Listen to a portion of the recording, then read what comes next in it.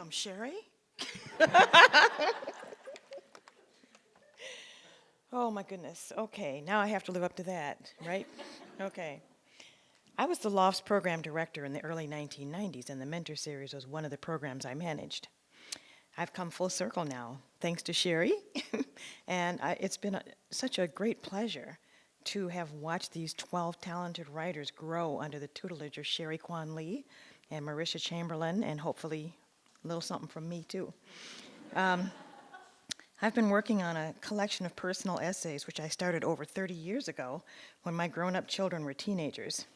I started writing those essays as a way to try to keep my sanity while raising 5 teenagers. Oh, man. But over time, it has morphed into a kind of retrospective from the point of view of an elder sister who is looking back at my family over generations. And it is also about my life and my work and my children and everyday concerns. So I'm going to read 2 of the pieces from my collection tonight. The first one is an excerpt from a longer piece I wrote early in the process of developing this book. It's about a creative writing class that I once taught with teen parents back in 1995, before the current spoken word and poetry scene exploded like it is now, you know, and before these young writers became hooked on the power of the word. So, the title of the piece is Coming Clean. My youngest daughter inherited something from me that I'm not very proud of. She's always late for everything. When she was in high school, I had to drive her to school more often than I care to admit to sign tardy passes.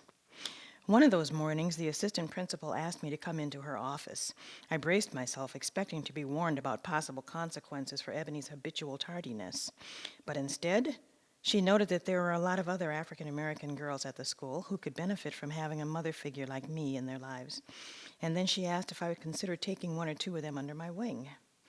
I was pleased by her observation and wanted to honor her request. So I offered to teach a 10-week creative writing class in the school's program for teen parents instead of mentoring just one girl. The first few weeks were tougher than I anticipated. Those students' daily lives are full of chaos, and creative writing was the farthest thing from their minds. One day, one of the girls said, "Miss Holbrook, you're nice, but this is boring." No disrespect, but you don't know nothing about us. Why you think you can help us by making us write about things that don't mean nothing to us? And I suddenly realized that in my efforts to be professional and to avoid disappointing Mrs. Rudell, I had denied these young women and men the very thing they wanted from anyone who worked with them, to just be real. I made a split-second decision to drop the plan I had so carefully developed, and instead to come clean with them, to show them that I knew more about them than they thought. Their eyes popped open when I shared that I too had been a teen mom. I was 17 when I had my oldest son back in 1962. His father was a gangbanger from the projects, and I found him utterly intoxicating. The way he talked, the way he moved, the energy he exuded, so different from the tame boys I grew up with on the south side of Minneapolis. I was willing to follow him anywhere, and before long we were arrested when he robbed a small gas station and I sat behind the wheel of the getaway car, which he had taught me to drive. The students stared in amazement when I told them that I was sentenced to the girls' home school and Sock Center, and that a heart condition that I was born with caused the authorities to transfer me back to the University of Minnesota Hospital when they discovered that I was 3 months pregnant. I spent the rest of my sentence incarcerated on the maternity ward. Back then, we teen parents were pretty much left to our own devices. We didn't have programs like the one that Minneapolis Public Schools provided for these students, a program that both helped them stay in school and taught them parenting skills. With less than a high school education when my baby was born, I struggled to keep a roof over our heads, cleaning hotel rooms to supplement my monthly welfare check. When my son was about 2 years old, I packed up our few belongings and moved to Boston, where I later married a man I met while working in an arts program there.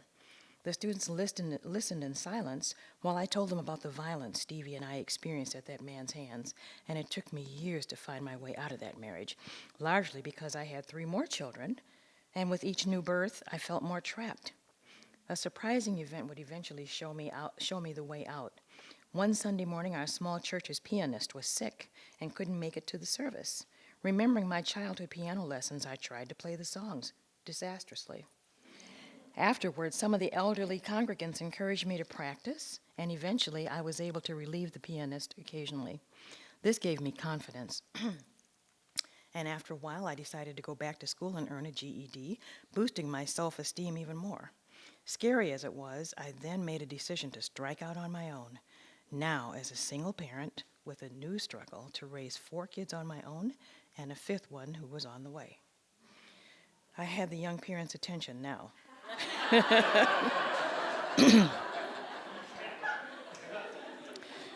Questions flowed one after the other, and I answered them all candidly, thrilled especially to tell them about my 8th grade English teacher who played a major role in my eventual return to education.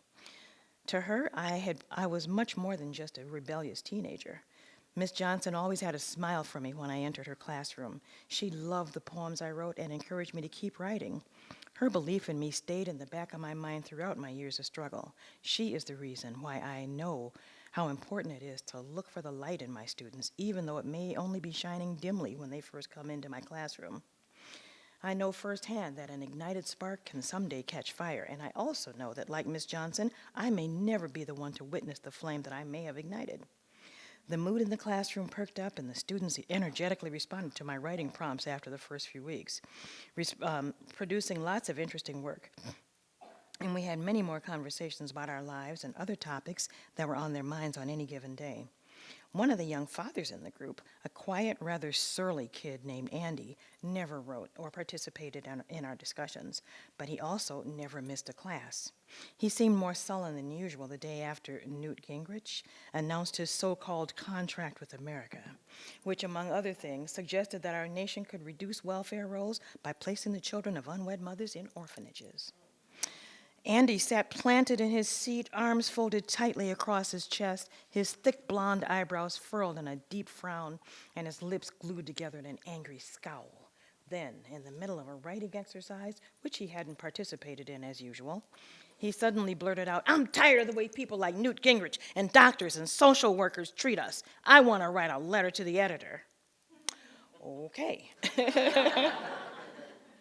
His comment was echoed by the other students who had also experienced offensive treatment by doctors and social workers and even some teachers. And now Newt Gingrich and his moral majority were insulting them again by promoting a plan that could exacerbate the nearly unbearable restrictions they were already living under. Moved by their passion, I tossed out my plans for the final few weeks of the class. I didn't have a clue how to teach anyone how to write a letter to the editor, but I knew someone who did. The previous summer, I had served as interim editor of my neighborhood newspaper and had put together a series of community journalism workshops taught by seasoned journalists. One of them was Eric Ringham, then the commentary editor at the Star Tribune. He said that what the kids really needed was instruction on how to write an effective opinion piece. He visited the class the next week and promised to publish their commentaries and to pay each student whose work he published $100. He couldn't help noticing the young woman who kept laying her head on her desk during his visit. He called her on her behavior, thinking that she must have been bored or just plain rude. She replied that neither was true. She was tired. The journalist in him took over, and now he became curious. He wanted to hear her story. "Why are you so tired?" he asked. "I overslept and missed my bus, so I walked to school," she replied with a yawn. No big deal, I'm sure, he thought to himself. But he asked the next question anyway. "How far do you live from school?" 20 blocks, she replied. Now Ringham was even more curious. "Why didn't you catch the city bus or just stay home?" "I didn't have any money and I need to get my education." He stared at the girl for a moment, dumbfounded, then asked when her baby was due. "Next month," she replied, and placed her head back on her desk. Later, Mr. Ringham would tell me that those kids, especially that young mom who wanted her education so badly that she had walked 20 blocks to school in her 8th month of pregnancy, changed his view of teen parents. The intelligence and determination he witnessed that day caught him completely by surprise. The students eagerly spent the next few weeks revising their opinion pieces, and Andy, thrilled that he had been taken seriously, fully participated. And the article, I wish I had it with me now, the article, "Kids with Kids, Teenage Parents Find Power in the Pen," was published in the Minneapolis Star Tribune on September 17th, 1995. So that was the first piece. And the second one, excuse me, is a new work that will be coming out next month in an anthology titled A Good Time for the Truth, Race in Minnesota. It's edited by Sun Young Shin, one of next year's mentors, right, Sherry? And it's published by Minnesota Historical Society Press. It includes work from 16 Minnesota writers, including two of this year's mentors, Sherry Kwan Lee and myself, and also my writing buddy, Diane Wilson, who's sitting over there. And Bao. He's somewhere. Okay. All right. So the title of this piece is Say What? For years, I have heard compliments about my voice. People who participate in my journaling workshops frequently describe my voice as soothing, and they tell me it makes them feel safe enough to reveal things they hadn't shared before. My college students often say my voice is warm yet authoritative. They tell me it makes them listen even when I'm saying something that doesn't have much substance.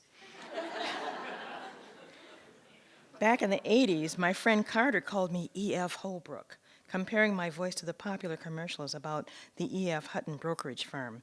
When E.F. Hutton speaks, people listen, the voiceover proclaimed. I laughed, but clearly Carter heard what my students hear. And let's not forget about the men who say my voice had put a spell on them. One of them joked that I could make a lot of money doing phone sex.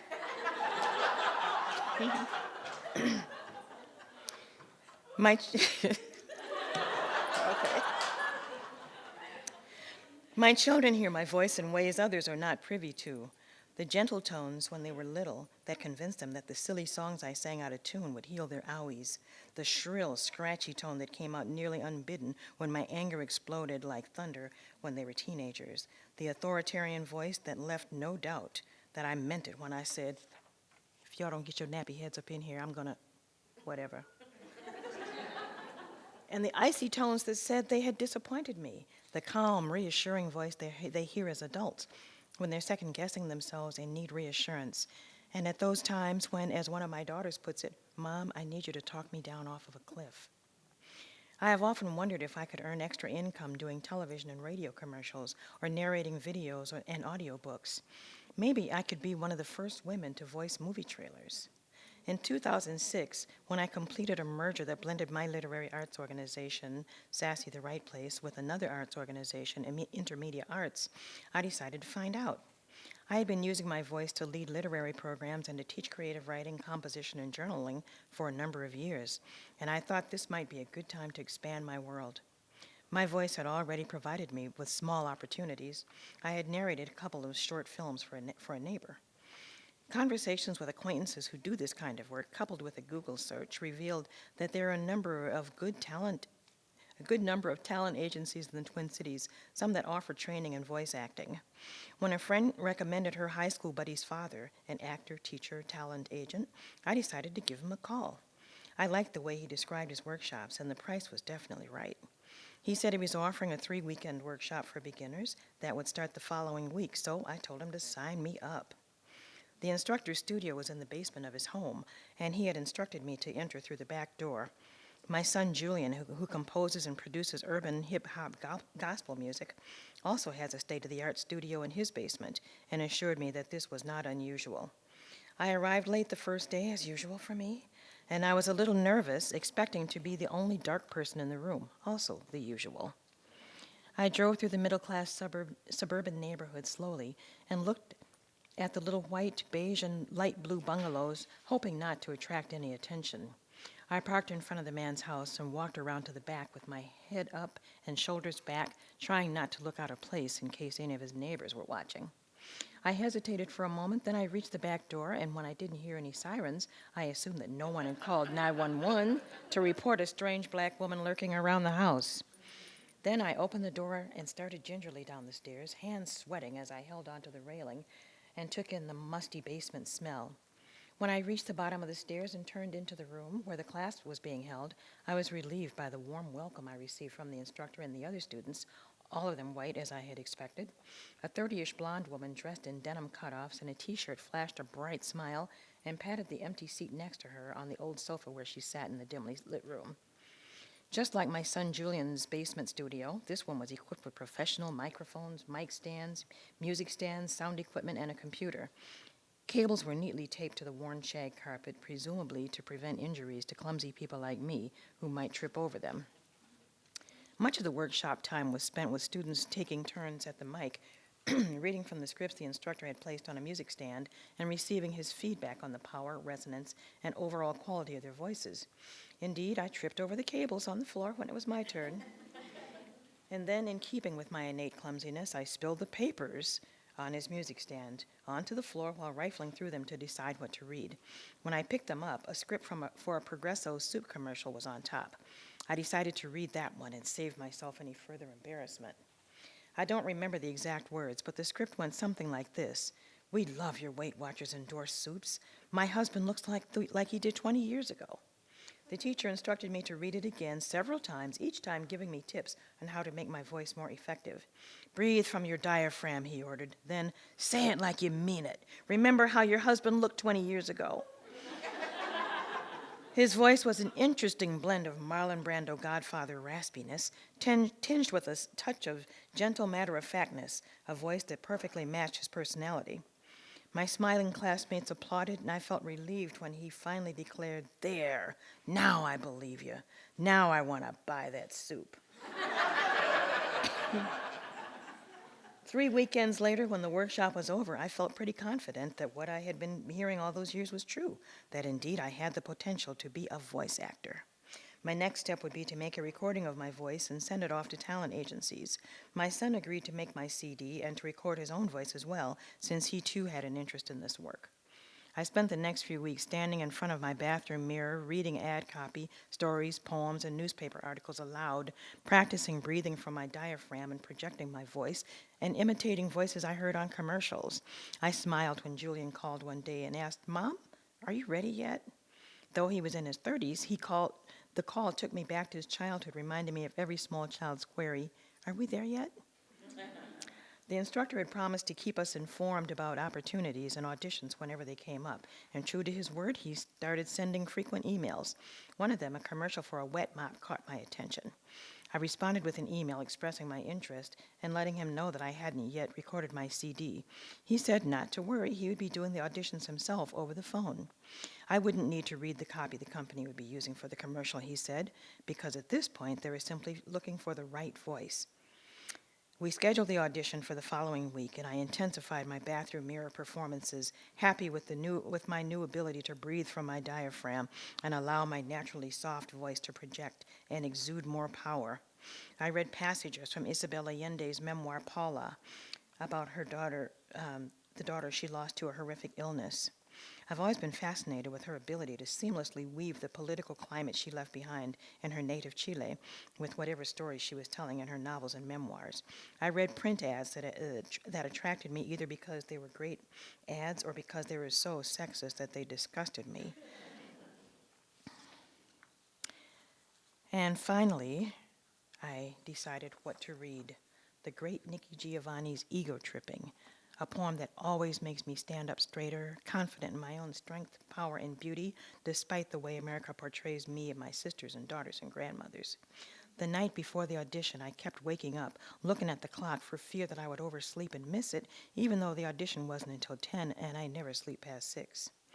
I got up a couple of times and practiced. Then, for the entire hour before the appointed time, I stood in front of my desk, looking out the window at the Mississippi River flow past my window, and breathing properly and projecting my voice, all the while praying that my fatigue wouldn't come through. Finally, it was 10 o'clock. I took a deep breath, picked up the phone, and dialed the instructor's number. He greeted me warmly and explained his process for doing phone auditions, saying that he would record my voice using equipment that would make me sound like I was live in his studio. He told me to read as though I was standing in front of one of his microphones, took me through a brief sound check, and then said he would cue me when it was time to begin. I took another deep breath, and on his cue began. "I was born in the Congo," I read, feeling pride and power in my voice. "I walked the Fertile Crescent and built the Sphinx. I designed a pyramid so tough that a star that only glows every 100 years falls into the center, giving divine, perfect light. I am bad." I took another breath and continued. I sat on the throne drinking nectar with Allah. I got hot and sent an ice age to Europe to cool my thirst. My oldest daughter is Nefertiti. The tears from my birth pains created the Nile. Carolyn, the man interrupted. I thought I heard some urgency in his voice, but I ignored it and kept on reading. I am, I am a beautiful woman. Carolyn, he repeated, a little louder and with authority, and I stopped reading. Carolyn, he repeated a third time, take the black out of it. Did I hear him right? Take the black out of it, he exclaimed. I stood in a heavy silence, my heart turning to stone from the weight of his words. I pictured the tall, skinny man sitting at his workstation, wearing the wrinkled white shirt unbuttoned at the neck that he had worn to all three of the workshop sessions, and in my mind I repeated the encouraging words he had uttered while critiquing me in the basement studio. I wanted to ask him, didn't you notice the black in my voice when I read the scripts on your music stand?